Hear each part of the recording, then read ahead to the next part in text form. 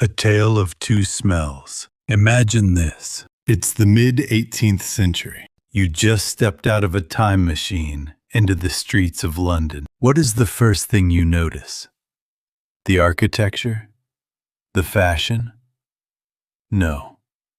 It is the smell. A punch to the gut. A mixture of rotting garbage, dead animals, and, yes, human waste everywhere. Back then, there was no sewage system. People simply shouted, "Garde l'eau," meaning, "Watch out for the water," and emptied their chamber pots directly out of the windows. Splash! Right onto the street. The streets were literally paved with poop. That's why high heels were invented, to keep your feet above the filth. Now, let's teleport to the other side of the world. Edo, modern-day Tokyo. It was a megacity with over 1 million people, larger than London or Paris. But take a deep breath here. It doesn't smell, or rather, it smells of grilled eel and soy sauce. The streets are spotless. No garbage. No poop. Why? Were the Japanese magic? No, they were just really, really good at business.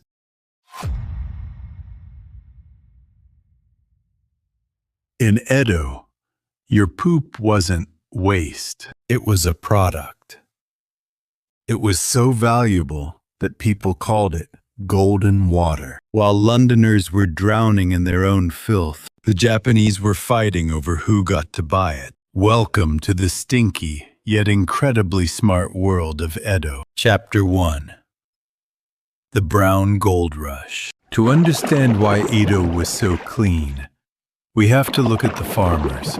Edo was a massive city with 1 million hungry mouths to feed. Farmers in the suburbs needed to grow tons of vegetables, fast, but they didn't have chemical fertilizers. What they had was humans. Lots of them. Human waste was the super fertilizer of the era.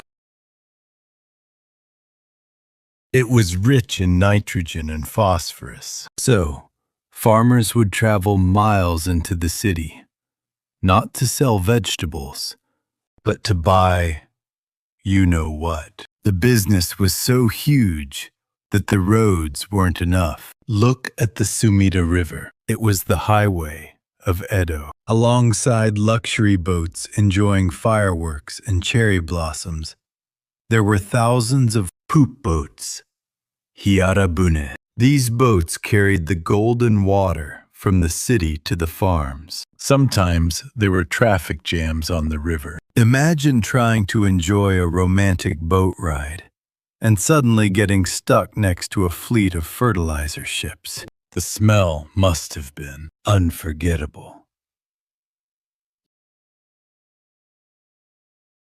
But nobody complained too much. Why?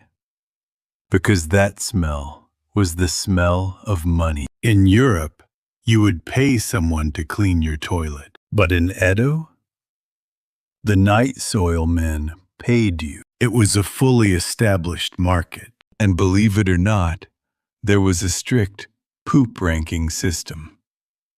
Yes, you heard that right. Not all poop is created equal. At the top of the hierarchy was the waste from the daimyo, the feudal lords. Why? Because they ate well. Lots of fish, white rice, and luxury dishes. Their waste was nutrient-dense. High-quality fertilizer. Farmers fought to get exclusive contracts with daimyo mansions. On the other hand, the waste from commoners living in tenement houses was, well, standard grade. Cheaper, but still sellable. Even the waste from prisons was sold. Nothing was wasted. The business became so profitable that it actually caused legal battles. Imagine living in an apartment where your landlord tells you, "I own the toilet, so everything inside it belongs to me." But the tenants argued back. Hey, we produced it with our own bodies. We should get a cut of the profits. This actually happened. There were lawsuits over poop ownership in the Edo courts. Eventually, the rent was often discounted, thanks to the earnings from the toilet. So, in a way, people in Edo were literally paying rent with their butts.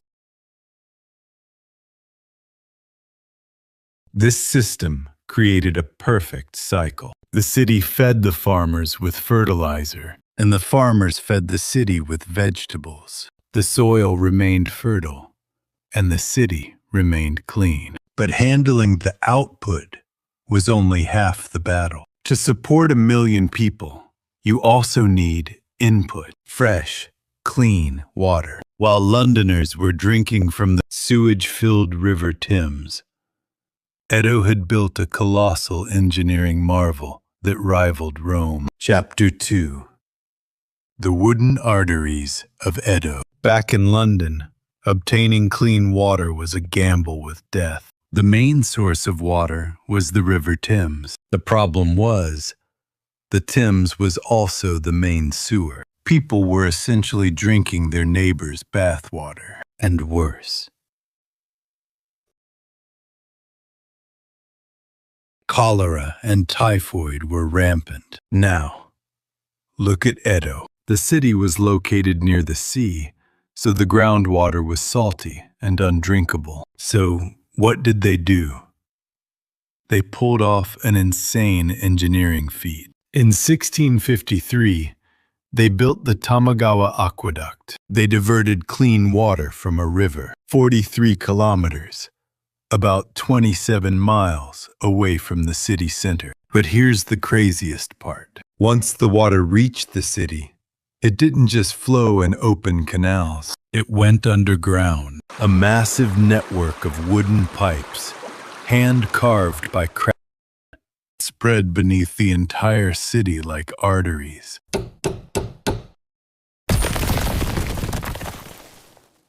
Imagine the subway system of Tokyo today, but made of wood, and carrying water instead of people. It was one of the most advanced water systems in the world at the time. Thanks to this system, even the poorest residents in tenement houses had access to fresh, clean running water straight from the communal well. Turn the tap, or rather, pull the bucket, and you get mountain water, miles away from any poop. This clean water was the foundation of Edo's hygiene, and it allowed for a culture that shocked the rest of the world, the obsession with bathing. But there was a deeper reason for this cleanliness, a spiritual one. In the West, toilets were seen as dirty, unholy places. But in Japan, they believed a god lived in the toilet. His name was Ususama Myo,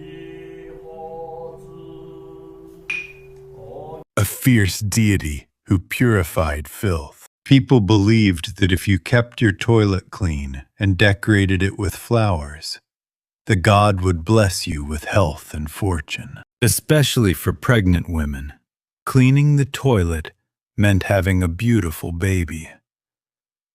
So, cleaning wasn't just a chore, it was a prayer. This spiritual mindset is the true root of Japan's hygiene obsession. Chapter 3.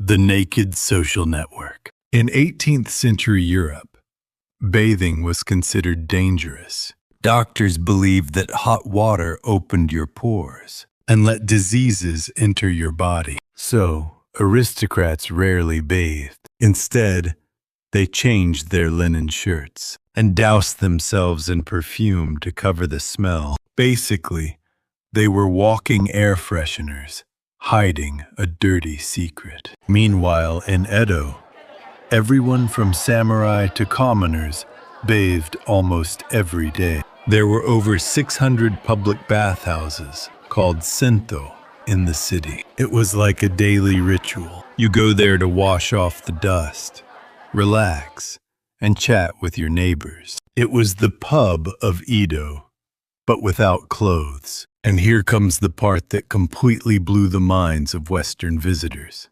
Mixed bathing. Yes, men, women, and children, all bathing together in the same tub, completely naked.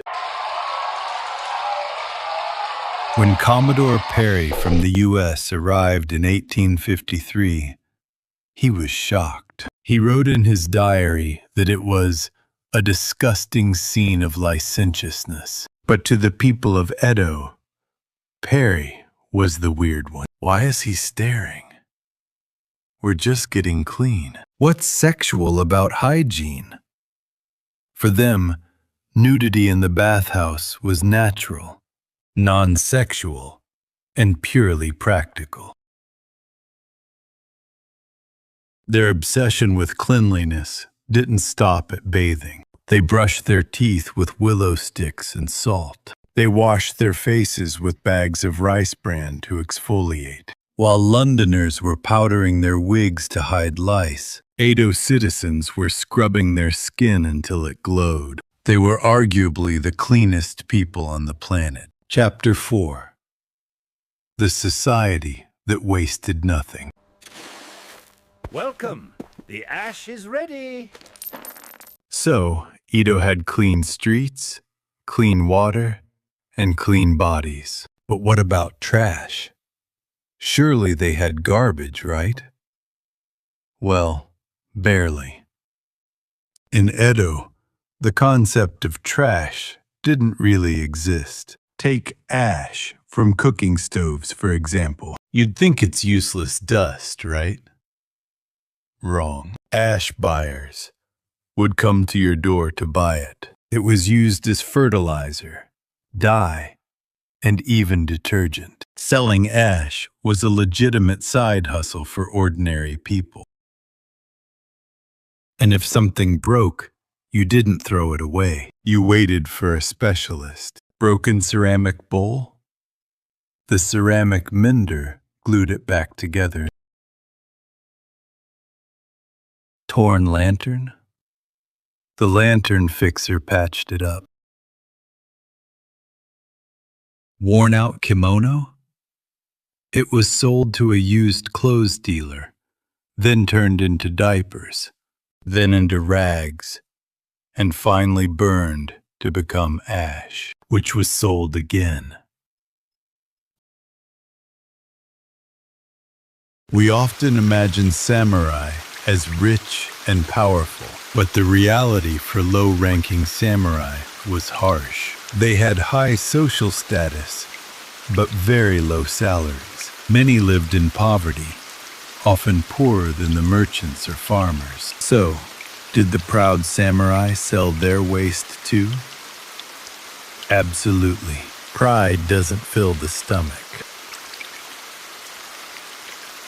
They sold their output to farmers just like everyone else. They also grew vegetables in their small gardens using that fertilizer, and did side jobs like making umbrellas or lanterns at home. The samurai were actually the pioneers of the side hustle economy.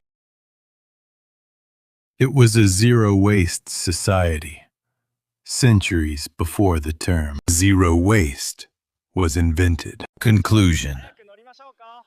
What we lost. In 1868, the Edo period ended. Japan opened its doors to the West and modernized rapidly. Sewage systems were modernized, and chemical fertilizers replaced the golden water. The ash buyers and poop wars disappeared into history books. Japan became a clean, modern superpower. But looking back at Edo now, from our world full of plastic waste and environmental crises, who was truly advanced?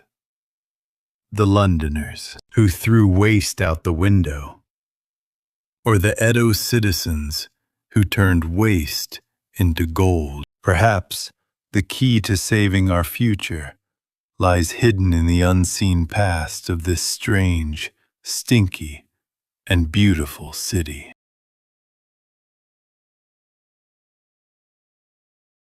This was Unseen Edo. Thanks for watching. Don't forget to subscribe for more time travel.